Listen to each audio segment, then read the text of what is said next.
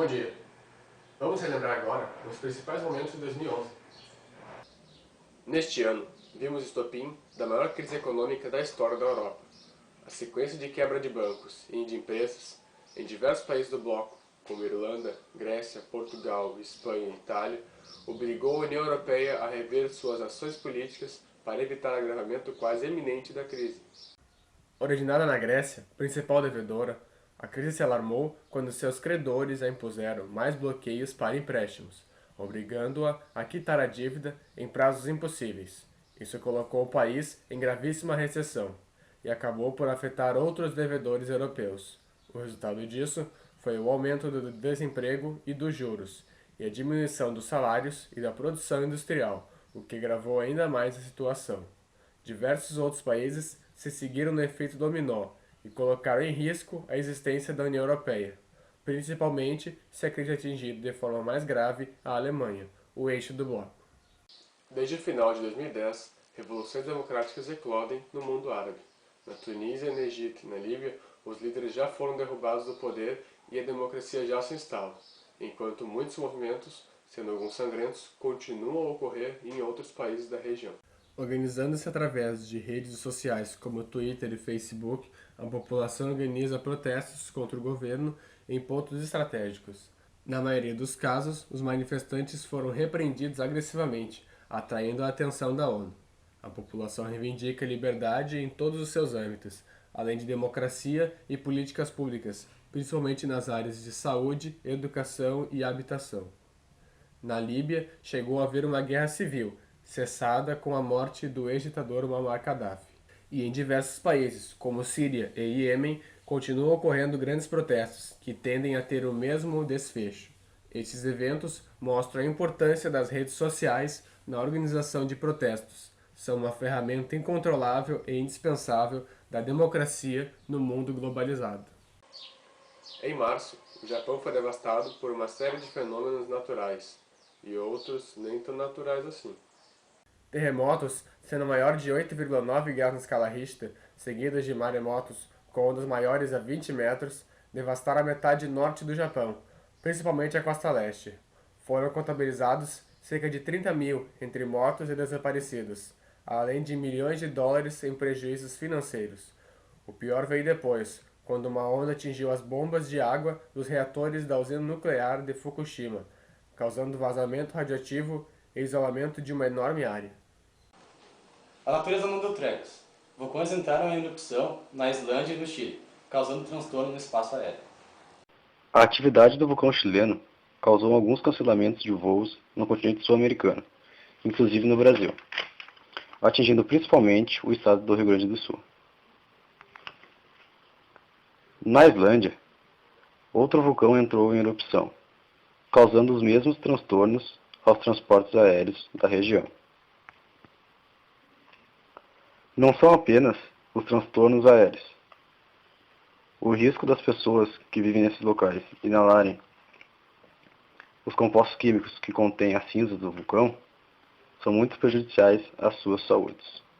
A região serrana do Rio de Janeiro foi devastada pela enchente e deslizamento de terra. Esta foi a quarta maior tragédia do mundo nos últimos 12 meses, deixando mais de 700 mortos e destruindo a cidade de Teresópolis, que foi a mais afetada pela chuva. Enchentes e deslizamentos de terra atingiram o estado do Rio de Janeiro, localizado no sudeste do Brasil, em janeiro de 2011. As cidades mais afetadas foram Teresópolis, Nova Friburgo, Petrópolis, Sumidouro e São José do Vale do Rio Preto, na região serrana do estado. Essa tragédia foi considerada como o maior desastre climático da história do país. Um projeto de lei que está em processo de aprovação vem dando o que falar desde o início do ano. O novo Código Florestal pode provocar sérias mudanças na vida das pessoas e da natureza no Brasil. Já aprovado na Câmara, o projeto agora segue para votação no Senado, onde emendas estão sendo discutidas. O novo código é mais brando que o atual. Ele permite agricultores a usufruir das APPs, áreas de preservação permanente como margens de rios e topos ou encostas de morros, sem risco de penalidades. Ruralistas afirmam que é uma barreira a menos na vida do produtor rural, ao contrário dos ambientalistas, que defendem que este novo código é o atestado de óbito da Amazônia. Dilma entra para a história ao ser a primeira mulher a ser a presidente do Brasil. Eleita com 56% dos votos, ela é a primeira mulher a assumir a presidência do Brasil. Até então, pouco conhecida pelo eleitorado brasileiro, a ex-ministra da Casa Civil do governo Lula derrotou no segundo turno o adversário José Serra, após receber mais de 55 milhões de votos. Para quem nem possuía o direito do voto, uma mulher exercer o principal cargo na política de um país é um grande avanço para uma democracia melhor em nosso país. Em abril, uma tragédia comoveu o Brasil. No dia 7, o ex-aluno Wellington Menezes de Oliveira, de 24 anos, invadiu a escola municipal Tasso da Silveira, na região de Realengo, e baleou 32 alunos, matando 12. O atirador só foi parado com a ação da polícia. O ocorrido reacendeu a discussão sobre a falta de segurança nas escolas brasileiras e traumatizou centenas de envolvidos. Neste ano, grandes personalidades nos deixaram. José Alencar faleceu no dia 29 de março, aos 79 anos, por falência múltipla dos órgãos, após complicações devido a um câncer na região abdominal que enfrentava há uma década. Foi um grande empresário, fundador e dono da Coteminas, além de um político sério, ético e exemplar, sendo vice-presidente de Lula por 2 mandatos, ministro da Defesa por 2 anos e senador de Minas por 3 anos. Alencar era muito religioso e se tornou um herói para a nação durante sua luta contra o câncer, onde mostrou muita fé e vontade de viver. Osama Bin Laden, o homem mais procurado do mundo, foi capturado e morto pelo exército estadunidense no dia 1º de maio. Acusado de terrorismo em diversos países do Ocidente, Bin Laden era temido e procurado em todo o mundo, na chamada Guerra contra o Terror, representado em sua figura. Além disso, Osama foi um grande empresário e um revolucionário extremista, mas convicto e patriota. Amy Winehouse nos deixou no dia 23 de julho, aos 27 anos.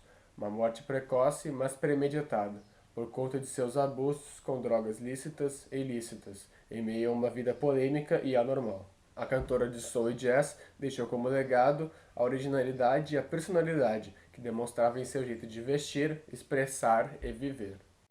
Após 2 anos, com fases consecutivas, o Enem voltou a apresentar problemas.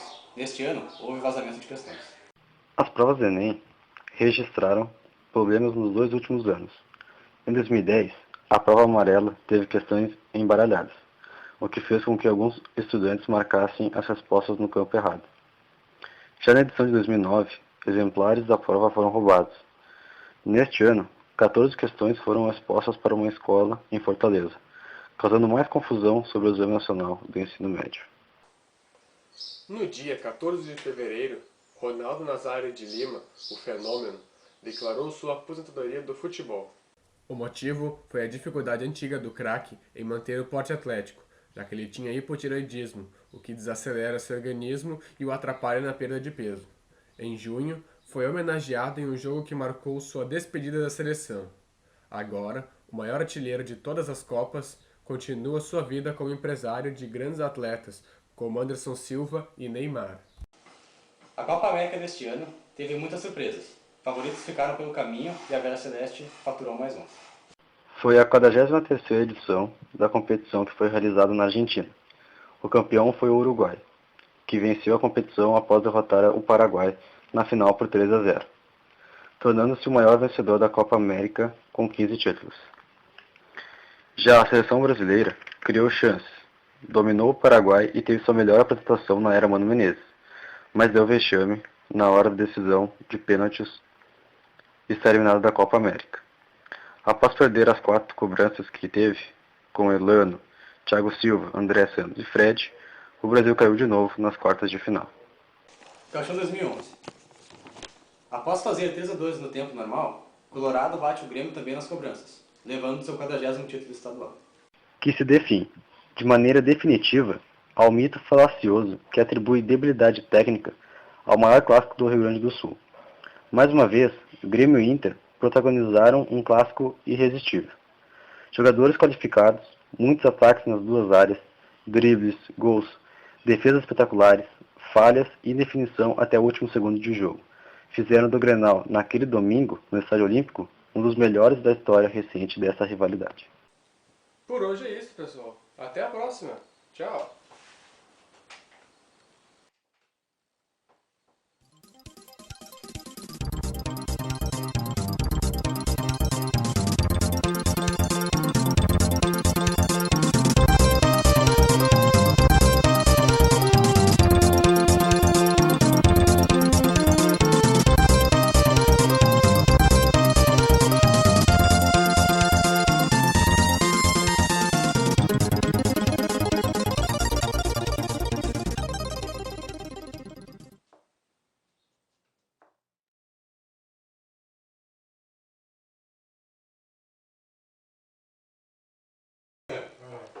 Para aí.